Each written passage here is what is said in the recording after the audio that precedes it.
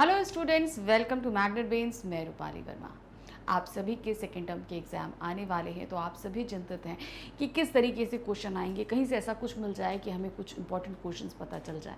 तो वैसा ही आज हम कुछ करके लिए आपके लिए लेकर आए हैं। अब आप ये मत समझिएगा कि ये क्वेश्चंस आएंगे ही आएंगे। ये सिर्फ वो क्वेश्चंस हैं जिनमें हम पिछले काफ़ी सालों से जो पूछे जा रहे हैं, काफ़ी फ्रीक्वेंटली में पूछे गए हैं, तो उन्हीं में से कुछ क्वेश्चंस निकाल के हम लेकर आए हैं। तो ये सिर्फ ये आपको समझाने के लिए है कि आपसे अगर इस तरह के क्वेश्चंस पूछे जा रहे हैं तो आप इनके आंसर्स कैसे लिख सकते हैं, ये आपको ध्यान रखना है। हम ये नहीं कह रहे कि यही क्वेश्चंस आएंगे, लेकिन ध्यान रखिएगा ये चैप्टर से क्वेश्चन ज़्यादा पूछे जाते हैं, इस तरीके के क्वेश्चन पूछे जाते हैं जो हम आपके लिए लेकर आए हैं। तो ये जो आज का वीडियो है ये मोस्ट इम्पॉर्टेंट क्वेश्चंस का है। ये class 10th Hindi course B जो है उसकी बुक है स्पर्श और संचयन, यानी कि हमारी जो हिंदी की दोनों पुस्तिका हैं उन्हीं के प्रश्न हैं। तो अब इनमें प्रश्न आपसे कुछ पैटर्न्स में पूछे जाते हैं, कुछ 2 नंबर के होते हैं, कुछ 3 नंबर के होते हैं। तो उसी हिसाब से हम यहाँ पर आपके लिए लेकर आए हैं। तो सबसे पहले जो हम शुरू कर रहे हैं वो क्या है हमारे, देखिए प्रश्न संख्या 1, निम्नलिखित प्रश्नों में से किन्हीं 2 प्रश्नों के उत्तर लगभग 25 से 30 शब्दों में दीजिए। तो लिटरेचर से रिलेटेड जो आपका पहला जो प्रश्न आएगा वो इसी तरीके से होगा। 25 से 30 शब्दों का प्रश्न आपके पास आएगा और इसमें आपके ये 2 नंबर का पूछा जाएगा। अब जो इसमें आपको ध्यान रखने वाली सबसे ज़्यादा ज़रूरी बात है वो है 25 से 30 शब्द, वर्ड लिमिट। आपको वर्ड लिमिट 25 से नीचे नहीं रखनी है और 30 से आगे नहीं बढ़नी। अब आप ये बोलिए कि 31 हो जाए तो उसमें कोई चिंता की बात नहीं है, लेकिन ऐसा भी नहीं करिएगा कि आप एकदम से 20 ले आएँ कि 20 शब्दों को आपने लिख दिया, या यहाँ पे आपने 40-45 शब्दों में बढ़ा के लिख दिया। क्योंकि जहाँ आपने कम लिखा या आपने ज़्यादा लिखा वो तुरंत ही एग्जामिनर को पता चल जाता है एक नज़र में देखते ही कि इस बच्चे ने क्या किया है। तो वो तुरंत ऐसे क्वेश्चंस को देखते ही नहीं है वो चेक करने के लिए कि बस ये रखना है कि आपको वर्ड लिमिट का ध्यान रखना है, उनके अंदर ही आपको पूछे गए प्रश्न का पूरा सही उत्तर देना है। यहाँ पे अब आपके सामने ऐसे बहुत से प्रश्न आएंगे जो अपनी लिमिट से ओवर द लिमिट होंगे। अब ऐसा क्यों? कारण ये है हम यहाँ पर आपको वो ओवर द लिमिट सिर्फ इसलिए लेकर आए हैं कि आपको आंसर पूरी तरह समझ में आ जाए कि इसके अंदर आपके क्या क्या चीज़ें आ सकती हैं। अब कोई भी क्वेश्चन जैसे आपसे पूछा जा रहा है कि कोई विशेषता बतानी है, कुछ किसी भी कैरेक्टर की विशेषता बतानी है, विशेषता बताइए। तो अब अगर आपसे 25 से 30 शब्दों में विशेषता पूछी है तब आप क्या करेंगे? तब आप 2 से ज़्यादा विशेषताएँ नहीं दे सकते क्योंकि वो 30 वर्ड लिमिट तक आ जाएंगी। लेकिन यही अगर दूसरी कैटेगरी में यानी कि 40 से 50 या 60 से 70 के, तब आप इस विशेषताओं की संख्या को बढ़ा देंगे। तब क्या होगा? अब जैसे यहाँ पे ही दिया है वजीर अली के बारे में दिया गया। अब वजीर अली के बारे में आपसे 25 से 30 की कैटेगरी में पूछा गया तो आप वजीर अली की 2 विशेषताएं बताएंगे। लेकिन अगर वो 40 से 50 की कैटेगरी में पूछा गया, वर्ड लिमिट की कैटेगरी में, तब आप क्या करेंगे? तब आप उसमें 4 विशेषताएं बताएंगे। अगर उससे ज़्यादा लिमिट करेंगे कि उससे ज़्यादा का लिमिट जो है वो हमारी दूसरी पुस्तक संचयन से प्रश्न पूछे जाते हैं। तो ये आपको ध्यान रखना है कि आप कितना, अब आप ये सोचो कि 2 नंबर का प्रश्न है और 25 से 30 लिमिट है, उसमें हम वजीर अली की पूरी 5-6 विशेषताएं बता दें तो ये नहीं होगा। आपको उसके अंदर 2 या मैक्सिमम 3 बताएंगे, इससे ज़्यादा आप नहीं बता सकते। क्यों? क्योंकि अगर आपने बताने की कोशिश करी तो आप अपनी लिमिट से ऊपर चले जाएंगे। इस तरीके से आपको ध्यान रखना है। कहीं पे किसी चीज़ के बारे में पूछ रहा है तो वहाँ पे आप 2 पॉइंट या 3 पॉइंट के अंदर चीज़ को ख़त्म करेंगे, ज़्यादा नहीं। चलिए शुरू करते हैं। अब आपको समझ में आ गया वर्ड लिमिट का आपको कैसे ध्यान रखना है। अब इसी कैटेगरी में जो आपसे प्रश्न पूछे जा रहे हैं क्या है? वजीर अली ने कर्नल को कैसे मात दे दी? कारतूस एकांकी के आधार पर लिखिए। तो आपने देखा था कि जो कारतूस एकांकी थी उसमें वजीर अली ने किस तरीके से कर्नल को मात दी थी, वो जो कर्नल उन्हें बता रहा था। अब उसी को आपको लिखना है यहाँ पर। अब वही चीज़ वर्ड लिमिट के अंदर, वर्ड लिमिट पता करने का तरीका हम आपको पहले भी बता चुके हैं। हर किसी की हैंडराइटिंग अलग अलग होती है, तो उसमें आपको क्या पता करना है? आप अपनी एक कॉपी लीजिए, उसमें आप एक लाइन लिखिए। लाइन लिखने के बाद उसमें चेक करिए कि आपने कितने वर्ड एक लाइन में लिखे हैं। जब आपको पता चल जाएगा कि आप एक लाइन में इतने वर्ड्स लिख सकते हैं तो आपको पता चल जाएगा कि आप 5 लाइन में कितने वर्ड लिख लेंगे या 10 लाइन में कितने वर्ड्स लिख लेंगे, वो इजीली आप निकाल लोगे। तो क्या है, वजीर अली एक बहादुर सिपाही था। कर्नल ने उसे पकड़ने के लिए जंगल में डेरा डाला था, पर उसने वेश बदलकर सवार के रूप में कर्नल ने अकेले बात की। वो अंत में आता है ना कि किस तरीके से वो जो है वजीर अली खुद आता है सवार बन के, एक सिपाही बन के, और बोलता है कि मैं वजीर अली को पकड़ना चाहता हूँ, मुझे कारतूस चाहिए। कर्नल से अकेले में बात करता है ना जाके। उसने कर्नल से कहा कि वह वजीर अली को पकड़वाने में उसकी मदद करेगा यदि वह उसे कारतूस दे दे। वजीर अली महीनों तक अंग्रेजों को दौड़ाता रहा था, परंतु हाथ नहीं आया था। कर्नल ने उसे सवार समझकर कारतूस दे दी। वह कारतूस ले गया और अपना सही नाम भी बता गया। इस तरह उसने कर्नल को मात दे दी। तो कर्नल को उसने क्या किया था, उसने पहले बताया वो एक साधारण सिपाही के वेश में आया। उसने बोला कि मैं जो है वजीर अली को पकड़ने की कोशिश कर रहा हूँ और आपकी भी मदद कर सकता हूँ उसको पकड़ने के लिए, अगर आप मुझे कारतूस दे दें। तो कर्नल उसे कारतूस दे देता है। अब जब वो कारतूस ले लेता है तो वो बताता है, कर्नल पूछता है कि भाई कौन है, तो उसने बताया कि भाई मैं ही वजीर अली हूँ। इस तरह वो अपना नाम बता के और कारतूस लेके चला जाता है। और इधर कर्नल एकदम हंस पड़ता कि वजीर अली मेरे सामने था और मैं पकड़ नहीं पाया।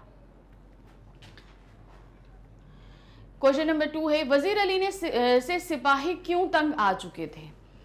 जो वजीर अली था उससे सारे अंग्रेज सिपाही क्यों तंग थे, क्या कारण था। भाई इतने दिन से वो जंगल में डेरा डाले बैठे थे, वो मिल नहीं रहा था, तो जाहिर सी बात है कोई ना कोई तो सभी परेशान हो जाएंगे। तो क्या है, वजीर अली से सिपाही इसलिए तंग आ चुके थे क्योंकि वे लोग लंबे समय से जंगल में डेरा डाले हुए थे, पर वजीर अली उनकी पकड़ में नहीं आ रहा था। वह सबकी आंखों में धूल झोंक कर उन्हीं जंगलों में रह रहा था। वह अपनी सूझबूझ से किसी के भी हाथ नहीं आ रहा था। मतलब जिस जंगल में पूरी एक अंग्रेजी सेना की टुकड़ी ने डेरा डाल रखा था वजीर अली को पकड़ने के लिए, उसी जंगल में वजीर अली जो है वो रह रहा था, मगर इन लोग के हाथ ही नहीं आ रहा था, इसीलिए सभी सिपाही उससे तंग आ चुके थे। प्रश्न संख्या 3 है हमारी, जापान के लोग जीवन की रफ्तार क्यों बढ़ गई। जो जापान के लोग थे उनकी जीवन की रफ्तार क्यों बढ़ गई थी, क्या कारण था। जापान के लोगों में जीवन की रफ्तार अमेरिका से प्रतिस्पर्धा के कारण बढ़ गई थी, वे उनसे आगे निकलना चाहते थे। अब आप यहाँ पर देख रहे हो एक चीज़ कि ये हमारी वर्ल्ड लिमिट से कम है, ठीक है, आपने ये चीज़ देखी। अगर इस तरीके के आंसर आप लिखेंगे तो एग्जामिनर आपके आंसर को देखेगा तक नहीं, इसीलिए इसको मैंने आधा आपके लिए लेकर आई। अब इसमें आप कैसे इसको पूरा करोगे, बहुत ही इजी है। क्यों बढ़ी है तो हमने कर लिख दिया। अब रफ्तार में क्या, उन्होंने 1 महीने का काम वो 1 दिन में कर लेना चाहते थे, इसलिए उन्होंने अपने दिमाग को आराम देना कम कर दिया था, और इस तरीके से उनकी हर समय 24 घंटे उनका दिमाग चलता रहता था, जिसके कारण उनकी जो जीवन की रफ्तार है वह लगातार बढ़ती चली जा रही थी। सिंपल सा। अब इनको आपको अपने शब्दों में समझाने के लिए मैं सिर्फ एक क्वेश्चन आपके लिए थोड़ा कम लिमिट में लेके आई थी, तो ये आपको समझ में आ गया होगा अब तक कि अगर इस तरीके से आप पॉइंट टू पॉइंट आंसर दे दोगे तो ये आंसर्स गलत हो सकते हैं, ध्यान रखिएगा ये चीज़। नेक्स्ट क्वेश्चन है नंबर 4, कर चले हम फिदा शीर्षक कविता का प्रतिपाद्य अपने शब्दों में लिखिए। हमारी कविता थी ये, कर चले हम फिदा जानो तन साथियों, अब तुम्हारे हवाले वतन साथियों।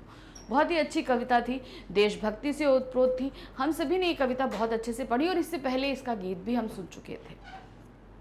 तो यहाँ जहाँ पे इस तरीके से प्रतिपाद्य पूछा जाएगा, देखिए आपके सेकंड टर्म में बहुत ही कम चैप्टर आ रहे हैं, तो जितने भी चैप्टर आ रहे हैं उन सभी को अच्छे से पढ़ के समझ चुके होंगे अभी आप। तो कहीं पर अगर प्रतिपाद्य पूछा जाता है तो वहाँ प्रतिपाद्य का तात्पर्य आपसे ये होता है कि आप जो भी कविता है या जो कोई भी पाठ है उसे आप छोटा करके लिख दीजिए, ठीक है, उसे हमें शॉर्ट करके लिखना है और क्या क्या इसके अंदर बताया गया है फटाफट सारी चीज़ें हमें बता देनी होती है। तो इस स्टोरी में भी, इस कविता में भी जो कुछ है वो हम यहाँ पे शॉर्ट करके लिख देंगे। कैसे, देखिए, प्रस्तुत कविता में देश के सिपाही अपनी जान न्यौछावर करने की बात कह रहे हैं। वे देश व देशवासियों को संबोधित करके कह रहे हैं कि उन्होंने देश की रक्षा के लिए अपने प्राणों की आहुति दी है। वे सुरक्षित देश में हमें सौंप रहे हैं। अब हमारा ये कर्तव्य है कि हम आगे भी इस देश को सुरक्षित रखें।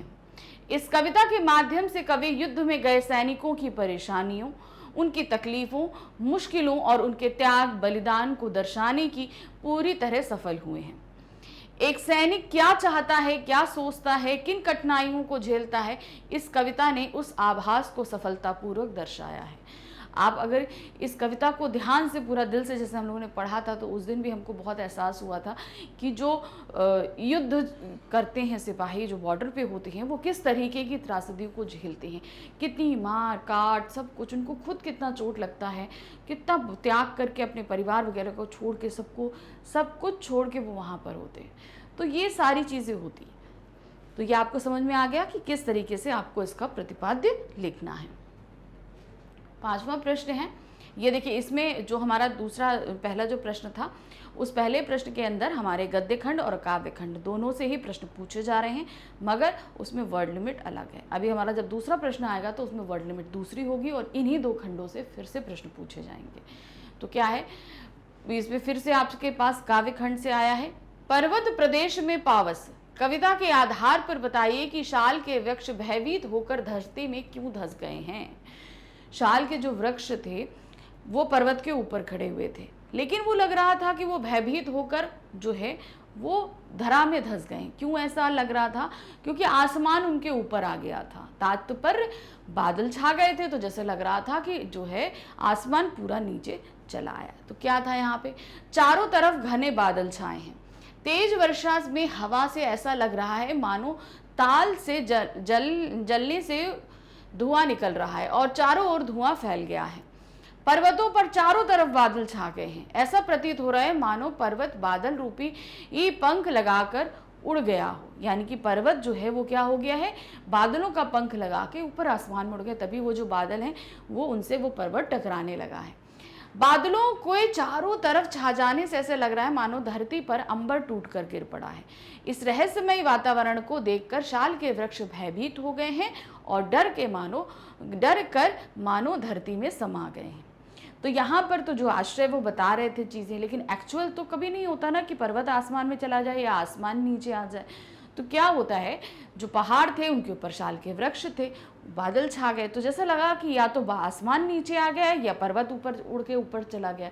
और ये सब चीज़ें देखकर जो है शाल के वृक्ष डर गए हैं और डर के जो है ज़मीन में धंस गए। अब ज़मीन में धंसने का तात्पर्य क्या है कि भाई वो लंबे लंबे दिखते थे, लेकिन बादल छा जाने की वजह से वो छोटे छोटे से दिख रहे हैं, क्योंकि उनमें तो बादल छा गए हैं और दिखाई वो छोटे छोटे दे रहे हैं। जैसे लग रहा है आधे वो ज़मीन के अंदर चले गए हैं, इस तरीके से वो लग रहा है। प्रश्न संख्या 6 है, कर चले हम फिदा पाठ के आधार पर बताइए कि किसी नौजवान की युवा अवस्था सार्थक कब मानी जाती है। यानी कि कोई जो नौजवान होता है वो एक्चुअल में उसने अपनी युवावस्था का सही उपयोग किया है, ये कविता के अनुसार तब कब सही होता है, जब वो अपनी धरती माँ के लिए कुछ कार्य करता है, उसके लिए अपने प्राणों को न्यौछावर करता है। तो क्या है, किसी भी नौजवान की युवावस्था तब सार्थक मानी जाती है जब वह स्वयं का बलिदान अर्थात एक सच्चे सैनिक के रूप में देश की रक्षा के लिए कुर्बान हो जाए। यानी कि अपनी भारत भूमि के लिए, हम अपनी भूमि के लिए अपने प्राण न्यौछावर करते हैं, तब एक नौजवान की युवावस्था सार्थक मानी जाती है। भारत माता के सच्चे सपूत उसके ऊपर अपने प्राण न्यौछावर करें, तभी उसकी युवावस्था सार्थक होगी। तो ये आपको समझ में आ गया कि 25 to 30 मार्क्स के हमने एक आपको बियॉन्ड द लिमिट, एक अंडर द लिमिट, दोनों ही प्रश्न दिखाए। पहला प्रश्न हमारा ज़्यादा था, 30 वर्ड से ज़्यादा था। उसके बाद तीसरा प्रश्न हमारा कम लिमिट का था। दोनों ही प्रश्नों को हमने आपको बताया कि आपको किस तरीके से उन्हें कम भी करना है और बढ़ाना भी है। तो इस तरीके से जब कभी कोई ऐसा प्रश्न हो कि आपको उसका उत्तर सिर्फ एक लाइन में आ रहा है, तो आप सिंपल सी बात है, जो भी प्रश्न पूछा जा रहा है उसके आगे पीछे की 2-3 जो भी स्टोरी की लाइन हो उन्हें जोड़कर आप उस उत्तर को बढ़ा सकते हैं। लेकिन ध्यान रखिएगा, जो उत्तर पूछा जा रहा है उसी के हिसाब से आप उत्तर देंगे। अब हम आते हैं प्रश्न संख्या 2 पे। ध्यान दीजिए, निम्नलिखित 2 प्रश्नों में से किसी एक प्रश्न का उत्तर 60 से 70 शब्दों में देना है। अब हमें एक ही प्रश्न करना है मगर 60 से 70 शब्दों में। अब ये जो प्रश्न है ये हमारा कितने नंबर का आया, ये हमारा 3 नंबर का प्रश्न आएगा। ये फिर वही हमारे गद्य खंड और काव्य खंड में से ही लिया गया है। देखिए यहाँ पर क्या दिया है, हमें सत्य में जीना चाहिए, सत्य केवल वर्तमान है। झेन की देन, इस कथन को स्पष्ट करते हुए लिखिए कि लेखक ने ऐसा क्यों कहा है। तो जो पाठ है हमारा झेन की देन, पतझड़ की टूटी पत्तियां, उसमें से है ये। उसमें 2 हमारी स्टोरीज थी ना, गिन्नी का सोना और जैन की देन, तो उसमें से ये दिया गया है। तो क्या चीज़ उन्होंने पूछा है कि सत्य जो है सिर्फ वर्तमान है, हमें वर्तमान में ही जीना चाहिए। इस कथन को हमें सत्य स्पष्ट करते हुए उत्तर देना है। तो कैसे देंगे, देखिए, लेखक के अनुसार मनुष्य का वर्तमान ही सत्य है। अब कैसे सत्य है, देखिए, अब अभी हम जो जी रहे हैं वही तो सत्य है।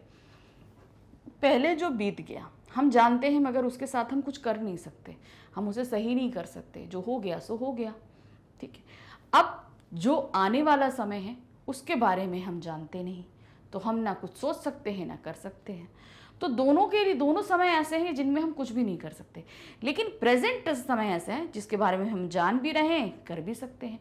तो सत्य क्या हुआ, अभी मौजूदा समय। तो इसी को आपको, बस इसी चीज को आपको बढ़ाकर लिखना है। वही हमारे सामने है, भूतकाल बीत चुका है और भविष्य काल आने वाला है। बीते समय को लौटाया नहीं जा सकता और आने वाला है उसके बारे में कुछ कहा नहीं जा सकता है। अतः जो हमारे सामने है, जो घट रहा है, वही शाश्वत है। एक समझदार मनुष्य को उसी में जीना चाहिए। इस प्रकार हम सत्य वर्ण करके सफलतापूर्वक आगे बढ़ पाते हैं।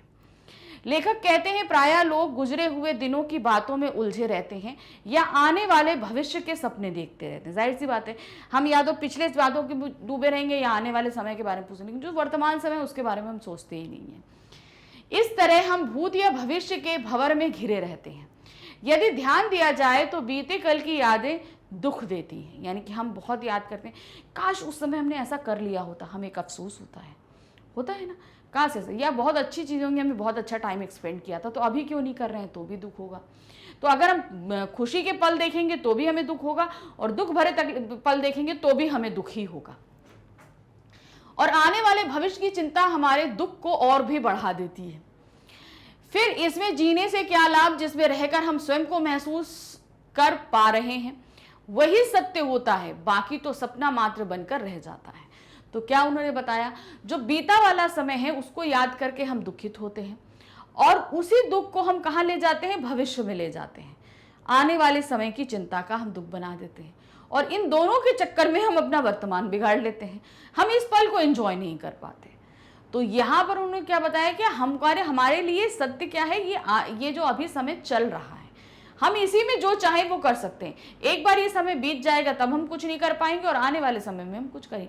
हम अभी ये सोचें कि चलो ठीक है, अभी हम शांति से बैठ जाते हैं, कल आएगा तब हम पढ़ लेंगे, फिर कल आएगा तब पढ़ लेंगे, हम पढ़ेंगे ही नहीं, तब क्या होगा। मान लो कल हमने बोला अरे आज छोड़ दो, आज ये चैप्टर नहीं रिवाइज करते, कल करेंगे, कल पता चला आपको कहीं जाना पड़ गया, कल फिर रह गया, फिर हम चलो परसों पढ़ लेंगे, परसों मम्मी ने कहा ये काम कर लाओ, फिर तो परसों फिर रह गया। तो आने वाले समय के बारे में तो कुछ नहीं कह सकते ना। तो सत्य यही है, आपके पास यही समय है, आप इसी में पढ़ लो, टालो नहीं इस चीज को। तो यही चीज है। नेक्स्ट क्वेश्चन है, चाय पीने के बाद लेखक ने स्वयं में क्या परिवर्तन महसूस किया। जब वो चाय पी रहे थे तो क्या हुआ था कि एक तो वो चाय एक बहुत छोटे कप में दी गई थी और उनको बहुत धीमे धीमे पीनी थी वो चीज़।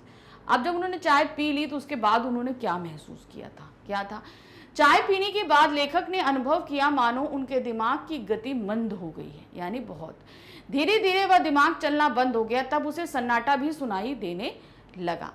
वर्तमान काल अंत काल जैसा लंबा प्रतीत होने लगा था। ठीक है, तो अब आप ये देख रहे हो, ये आपका वर्ड लिमिट से कम है, ये 60 से 70 वर्ड लिमिट के अंदर नहीं है।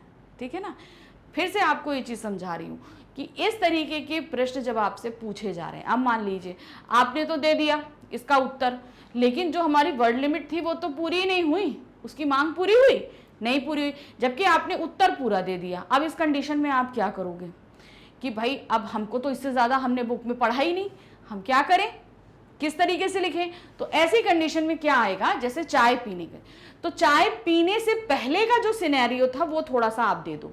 क्या था, बहुत ही शांत वातावरण था, तो जो चाय बनाने वाला था बहुत ही धीमी गति में उसने चाय, बहुत ही अच्छे एक एक चीज़ों को धीमे धीमे आराम से कर रहा था। वहाँ इतना सन्नाटा था कि चाय उबलने तक की आवाज़ लेखक तक आ रही थी। फिर उसके बाद वहाँ पे चाय दी गई, छोटे से कप में थोड़ी सी चाय थी और उस चाय को बहुत ही धीमे धीमे पीना था। एक एक सिप को हमें बहुत इत्मीनान से पीना था, और इतनी धीमी गति में चाय पीने से क्या हुआ, उनके दिमाग में एकदम सन्नाटा सा आ गया था। यही था ना, चाय पीने के बाद लेखन में अनुभव। तो अब क्या हुआ, इतना धीमे धीमे करने से उनके जो दिमाग की गति थी वो धीरे धीरे मंद पड़ने लगी, धीमी पड़ने लगी। यही हुआ, देखिए मंद हो गई। धीरे धीरे क्या हुआ, एक घड़ी ऐसी आई कि जब दिमाग का चलना ही बंद हो गया और फिर तब सन्नाटा भी सुनाई देने लगा। आसपास जो सन्नाटा था, एक दूसरे की दिल की धड़कनें, उनकी सांसें, सभी कुछ जो है वो सुनाई देने लगी थी। तो वर्तमान काल अंत काल जैसा लंबा हो गया था, यानी कि वो जो प्रेजेंट था उनका, वो इतना धीमे बीत रहा था जैसे लग रहा था कि ये बहुत ही लंबा है। अनंत काल मतलब बहुत ही लंबा समय प्रतीत हो रहा था। तो इस तरीके से आप दोगे, ध्यान रखना। हम ये क्वेश्चन आपको, जब आपका बिल्कुल आपको लग रहा हो कि भाई जो क्वेश्चन पूछा था वो तो हमने आंसर दे दिया, अब इस कंडीशन में हम क्या कर सकते हैं, तो इस कंडीशन में आप ऐसे ही बढ़ा सकते हो। आंसर से पहले जो घटना घटित हुई उसको जो है आप थोड़ा सा लिख दो, कि जो भी चीज़ें हुई, चाय बनाने की प्रक्रिया, वहाँ आने से लेकर चाय पीने से पहले तक की प्रक्रिया, फिर उसके बाद उनका अनुभव, और समापन कर दीजिए। 70 वर्ड का आराम से हो जाएगा। नेक्स्ट क्वेश्चन है, मनुष्य इच्छाओं का पुतला है, उसका व्यवहारिक जीवन आकांक्षाओं से भरा पड़ा है। स्वार्थी मनुष्य इन्हीं आकांक्षाओं की पूर्ति के लिए प्रायः दूसरों के हितों को हानि पहुंचाकर अपना हित साधता है। प्रस्तुत कथन का कारतूस पाठ के शहादत अली से क्या संबंध हो सकता है, स्पष्ट कीजिए। शहादत अली कौन था? वजीर अली का चाचा था। उसने क्या किया था? वजीर अली को पद से हटाने के लिए अंग्रेजों का साथ दिया था और खुद जाकर गद्दी पर बैठ गया था। मतलब एक तरीके से वो बुरा व्यक्ति था। अब इसी में क्या था, मनुष्य इच्छाओं, उसकी इच्छाओं की पूर्ति नहीं हो रही थी। उसने अपने भाई, अपने भतीजे, अपने देश की जनता, इन सभी के साथ दगा किया था एक तरीके से। तो उसकी इच्छाएं कहीं पूर्ति पे आ ही नहीं रही थी। तो कैसा है, कारतूस पाठ में शहादत अली को एक ऐश पसंद, स्वार्थी और षड्यंत्रकारी व्यक्ति के रूप में दर्शाया गया है। शहादत अली कर्नल का दोस्त था तथा कर्नल ने अपने स्वार्थ को पूरा करने के लिए शहादत अली को अवध के तख्त पर बैठाने का षड्यंत्र रचा। उसका अपना स्वार्थ था, क्योंकि वो वजीर अली को हटाना चाहता था। क्यों हटाना चाहता था? क्योंकि वजीर अली ने अपने 6 महीने के कार्यकाल में ही जो है अवध से पूरी तरीके से सरकार का, मतलब अपनी अंग्रेजी सरकार का सफाया कर दिया था। शहादत अली ने अपने ऐशों को पूरा करने के लिए अपनी आधी जायदाद और 10 लाख रुपए कर्नल को दे दिए। कर्नल ने उसे अवध के तख्त पर बैठा दिया और वे दोनों मजे करने लगे। इस दौरान शहादत अली ने अंग्रेजों से भी दोस्ती कर ली थी।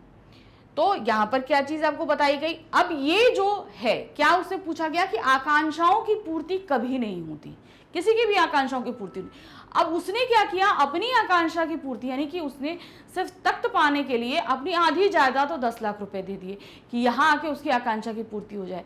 वो तख्त पाना चाहता था, तख्त पा लिया, फिर उसने अपनी जायदाद दे दी, यहाँ तक कि उसने हर साल भी पैसे देने का भी वादा कर लिया। तो इस तरीके से ये कथन पूरी तरीके से शहादत अली पे इस तरीके से फिट बैठता है। क्वेश्चन नंबर 4 है, पर्वत प्रदेश में पावस कविता के आधार पर बताइए कि प्रकृति किस प्रकार अपना जादू बिखेरती है।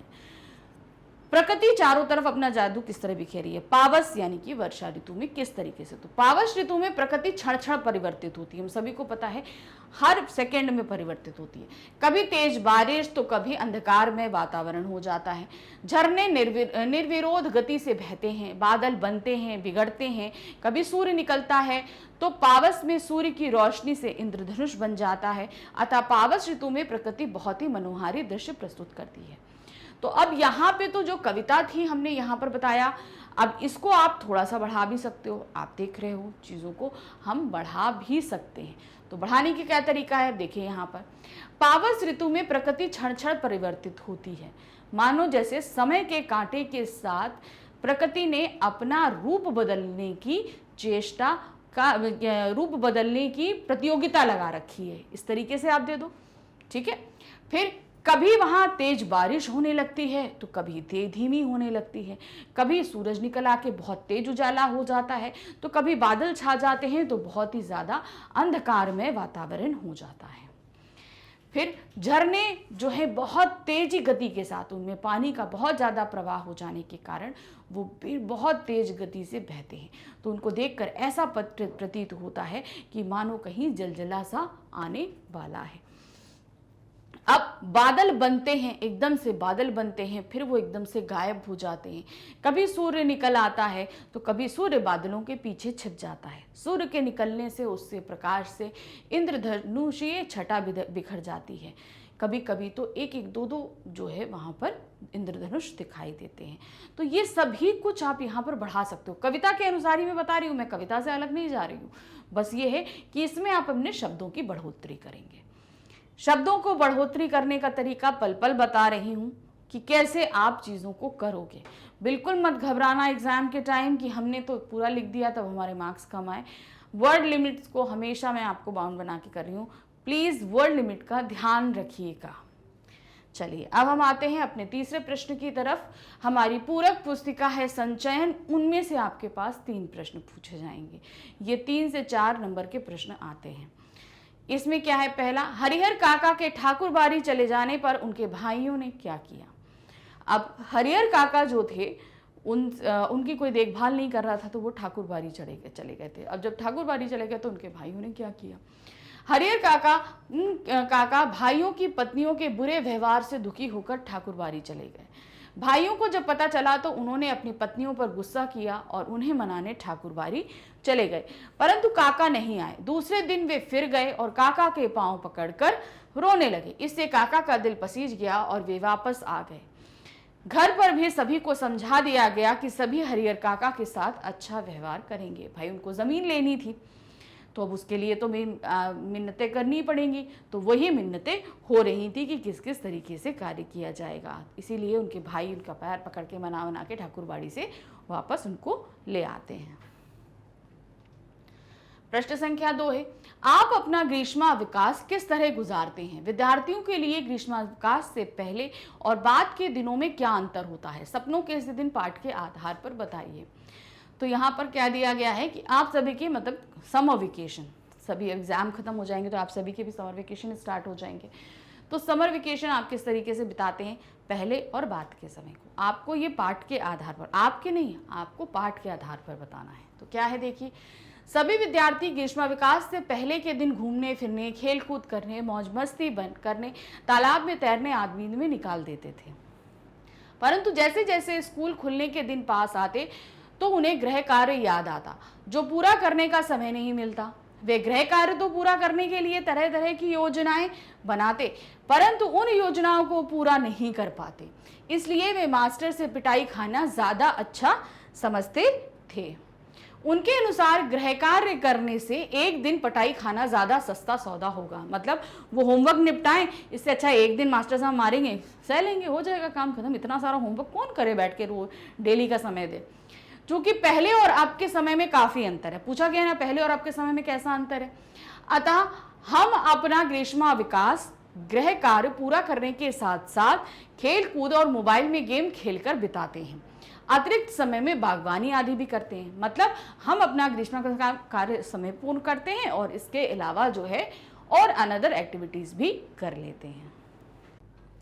तो नेक्स्ट क्वेश्चन है क्वेश्चन नंबर 3, इफन की दादी के देहांत के बाद टोपी को उसका घर खाली सा क्यों लगने लगा था। क्या कारण था, जब इफन की दादी खत्म हो गई थी तो जब वो इफन के घर जाता था वो घर उसे बहुत खाली खाली लगता था। ऐसा क्यों होता था, तो कारण क्या था, वो जब भी घर जाता तो उसके दोस्त के साथ तो स्कूल में समय बिताता था, लेकिन जब वो घर जाता तो सिर्फ दादी के पास बैठता था।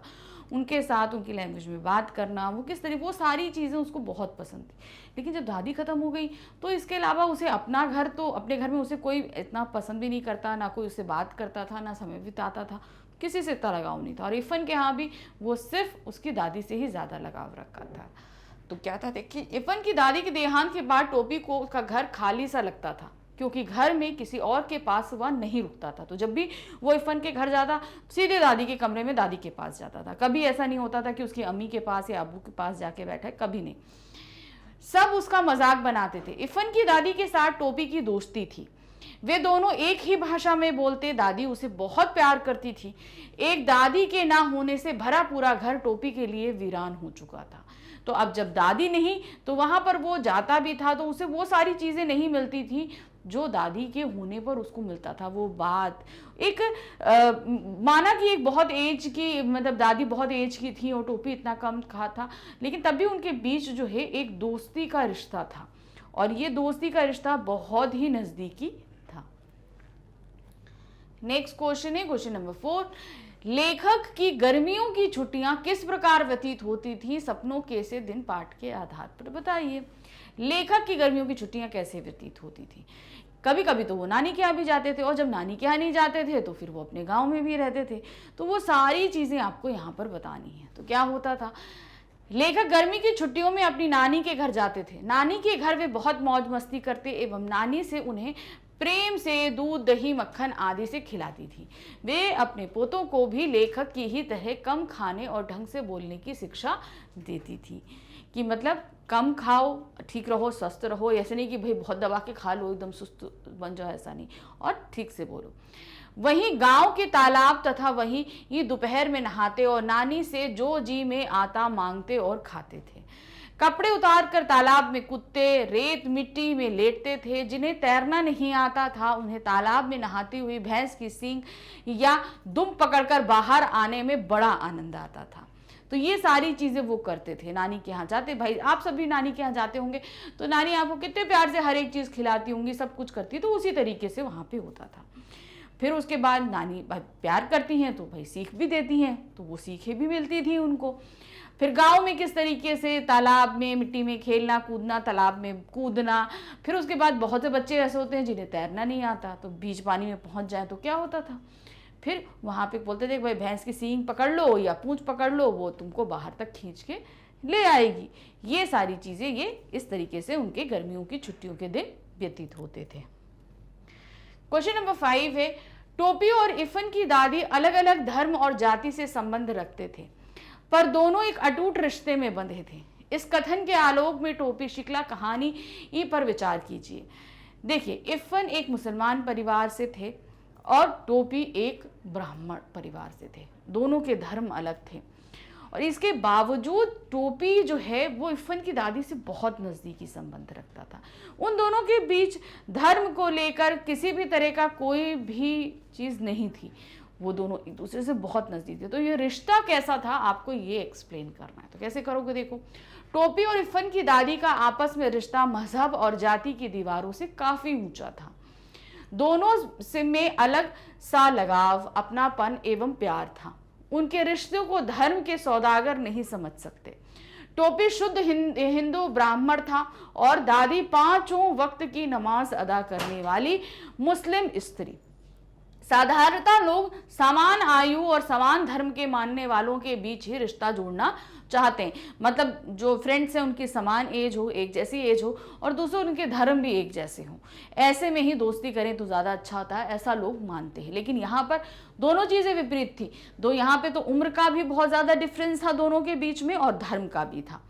परंतु टोपी और दादी के बीच दादी पोते का एक ऐसा मानवीय रिश्ता था जो धर्म संप्रदाय उम्र से भी बढ़कर था। इनमें किसी तरह का धर्म नहीं था और ना ही उम्र की कोई बाउंडेशन थी। इरफान की दादी को हिंदुस्तान की मिट्टी से लगाव था। उन्हें पूर्वी बोलना, दूध दही घी का खान पान, नाच गान आदि काफी पसंद था। टोपी हिंदू वो बालक था, उसे दादी से कहानियां सुनना, समझना, बातें करना अच्छा लगता था। वह अपनी माता से मार खाकर भी दादी से रिश्ता नहीं तोड़ना चाहता था। तो क्या होता था, उसको इरफान के यहाँ जाने से बहुत रोका जाता था, उसे दोस्ती करने से रोका जाता था। यहाँ तक कि उसकी माँ उन्हें बहुत मारती थी, टोपी की माँ, लेकिन तब भी वो उनके घर आता था, इरफान के घर, उनकी दादी से मिलना। इरफान से बिल्कुल भी रिश्ता तोड़ने को तैयार नहीं था। दोनों ही एक दूसरे के सुख दुख को बांटते और दादी उसे समझाती।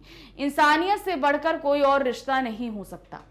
यह टोपी और इरफान की दादी के बीच की आत्मीयता से पता चलता है। तो मतलब क्या है, एक इंसानियत का रिश्ता था उन दोनों के बीच, एक आत्मीयता का रिश्ता था। यहाँ पे कोई धर्म नहीं थी, कोई उम्र की बाउंडेशन नहीं थी, बस एक रिश्ता था जो बन गया। तो ऐसे रिश्ते ही सच्चे मानों में एक प्योर सोल के साथ बंधे हुए जो रिश्ते होते हैं, वैसा रिश्ता इन दोनों के बीच में था। क्वेश्चन नंबर 6 है, हरिहर काका को देखकर लेखक क्यों चिंतित हो गए? अब जब लेखक लेखक बचपन से ही हरिहर काका के साथ बहुत अटैच थे, उनके साथ जब भी अपने गांव जाते तो वहाँ पर वो उनके साथ घूमते फिरते सभी कुछ होता। लेकिन इस बार जब गए तो उनकी क्या कंडीशन थी कि जिसको देखकर लेखक बहुत चिंतित हो गए थे। आपको वो लिखना है। वो एकदम गुमसुम से हो गए थे, किसी से बात नहीं करते थे, लेटे लेटे सिर्फ आसमान की तरफ देखते रहते थे। उनसे कुछ पूछो तो कोई जवाब कुछ नहीं मिलता था। तो क्या था, इस बार जब लेखक हरिहर काका से मिलने गया तो उनकी तबीयत के बारे में पूछा तो उन्होंने सिर उठाकर एक बार लेखक की ओर देखा और सिर झुका लिया। मतलब देखा और सिर झुका लिया, कुछ बोले नहीं। इसके बाद उन्होंने दोबारा सिर नहीं उठाया। उनकी यंत्रणा और मनोदशा के बारे में उनकी आंखों ने बहुत कुछ कह दिया था, पर काका कुछ बोल ना सके। उनकी इस दशा ने लेखक को चिंतित कर दिया था। मतलब जब उन्होंने पूछा कि आपकी तबीयत कैसी है तो उन्होंने सर उठाया, एक बार लेखक की तरफ देखा और सर नीचे कर लिया। उसके बाद दोबारा देखा ही नहीं। तो यहाँ पर क्या था, उनकी कंडीशन ऐसी थी कि उनकी आंखों से देखकर उन्होंने कितनी तकलीफ, अपनों से कितने धोखे खाए थे, ये सारी चीज़ें, सारी तकलीफ उनकी आंखों में दिखाई पड़ रही थी। और यही दशा जो है लेखक के चिंता का कारण बनी थी। तो यहाँ पर हमारा ये जो पेपर था मोस्ट इम्पॉर्टेंट क्वेश्चंस का यहाँ पर समाप्त हुआ। आप सभी को अच्छे से समझ में आ चुका होगा कि इस पेपर में क्या था, कैसे कैसे चीज़ें थी, हमने सभी ने कंप्लीट कर ली। तो यहाँ इस तरीके के मोस्ट इम्पॉर्टेंट क्वेश्चंस लाने का हमारा सिर्फ एक ही मकसद था कि आपको ये चीज़ समझ में आए कि किस किस पैटर्न से आपसे क्वेश्चन पूछे जा रहे हैं। वर्ड लिमिट का ध्यान रखना है। तो ये सारी चीज़ें हमने आपको पेपर में बता दी जो बहुत ज़रूरी थी, आपको पेपर लिखते समय ध्यान में रखनी है। तो ये सब चीज़ें आप ध्यान में रखिएगा। 100% हम जानते हैं आप सभी का पेपर बहुत अच्छा जाएगा। हमारे इस प्रयास को अगर आपको अच्छा लगता है तो हमारे चैनल को लाइक, सब्सक्राइब, शेयर ज़रूर कीजिएगा। Thank you for watching. Bye bye.